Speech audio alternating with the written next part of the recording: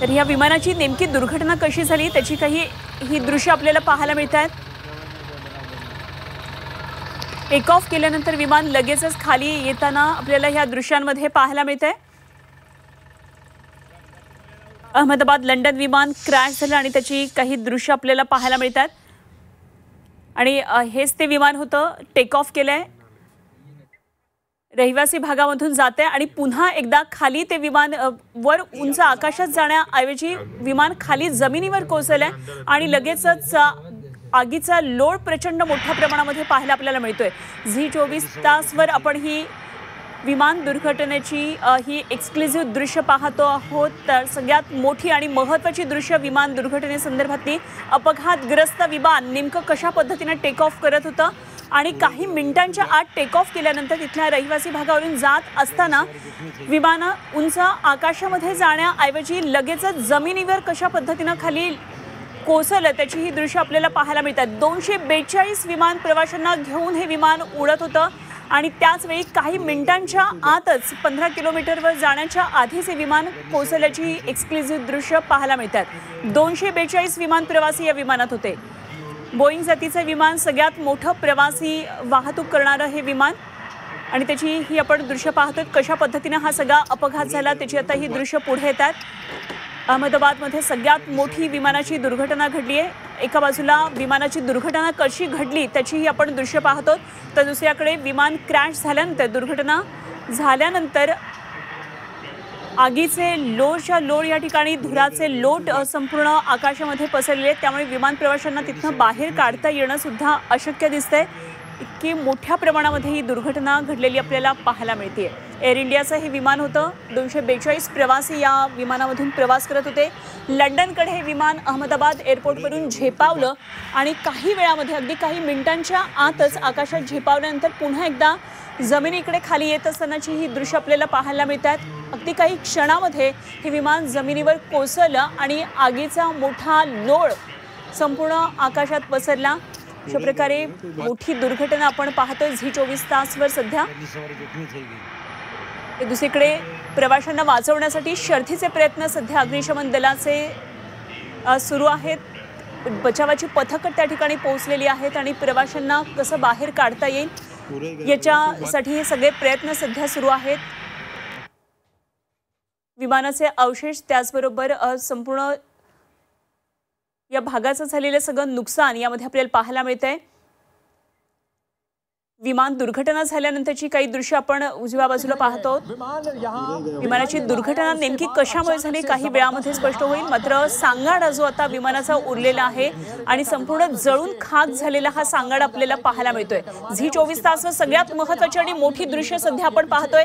विमानाची दुर्घटना एका बाजूला कशी झाली त्याची ही दृश्य चित्रित झालेली आहेत। झी 24 तासवर सगळ्यात महत्त्वाची आणि मोठी दृश्य आपण पाहतोय।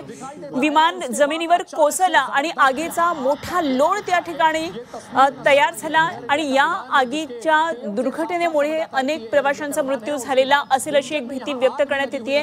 242 प्रवाशांना घेऊन जाणारं हे विमान, मोठी दृश्य सध्या झी 24 तासवर आपण या दुर्घटनेची पाहतोय।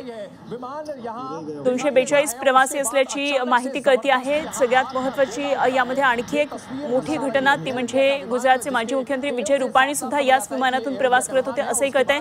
आणि ही 4 महत्त्वाची आणि मोठी दृश्य सध्या झी 24 तासवर विमान कोसळल्यानंतर कशा प्रकारे या ठिकाणी हा सगळा सांगाडा आता उरलेला आहे। धुराचे मोठे लोड येत आहेत, त्यामुळे निश्चितच मदत तिथे पोहोचवण्यासाठी शर्थीचे प्रयत्न करावे लागत आहेत।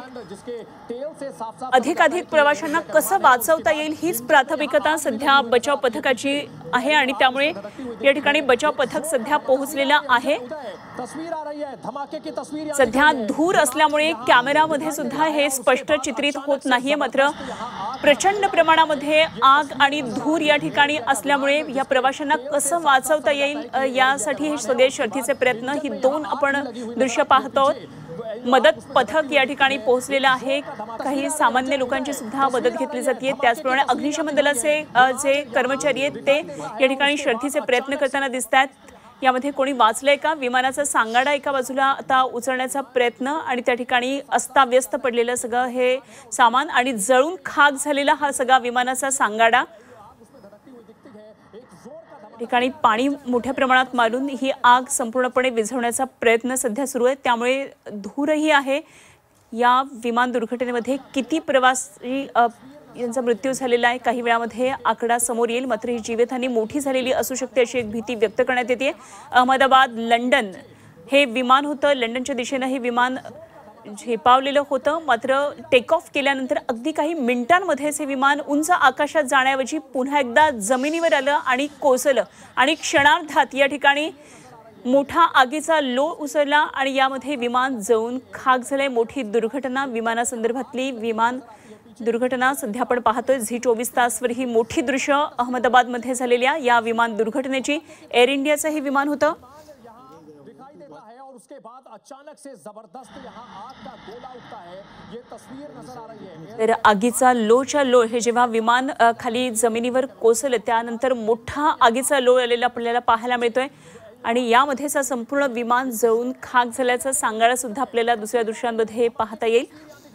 विमान यहाँ दिखाई देता है और उसके बाद अचानक से जबरदस्त यहाँ आग का गोला उठता है, ये तस्वीर नजर आ रही है। एयर इंडिया का विमान जिसके तर अहमदाबादमधून लंडनला हे विमान जात होतं आणि त्याचवेळी टेक ऑफ केल्यानंतर अगदी काही मिनिटांमध्येच मेघानी नगर या भागाजवळ हा विमान क्रॅश झालं आणि त्याचीच आपण ही दृश्य पाहतो कशा प्रकारे हा सगळा दुर्घटना झाली, किती मोठी दुर्घटना झाली हे आपल्याला या दृश्यांच्या माध्यमातून दिसून येते। किती मोठी जीवितहानी झालेली आहे हे काही वेळामध्ये आता स्पष्ट होईल, मात्र साधारण 242 लोक यामध्ये होते, विमान प्रवास करत होते। तस्वीर आ रही है उदय, तस्वीर आ रही है, धमाके की तस्वीर यहाँ दिख रही है। विमान यहाँ दिखाई देता है, उसके बाद अचानक से जबरदस्त यहाँ आग का गोला उठता है, ये तस्वीर नजर आ रही है। विमान साफ-साफ समझ आता है कि ये एयर इंडिया का विमान है और उसके बाद तर यामध्ये 12 क्रू मेंबर्स होते असंही कळतंय, तर 230 प्रवासी होते जे विमान प्रवास करत होते। तस्वीर आ रही है, धमाके की तस्वीर यहाँ दिख रही है।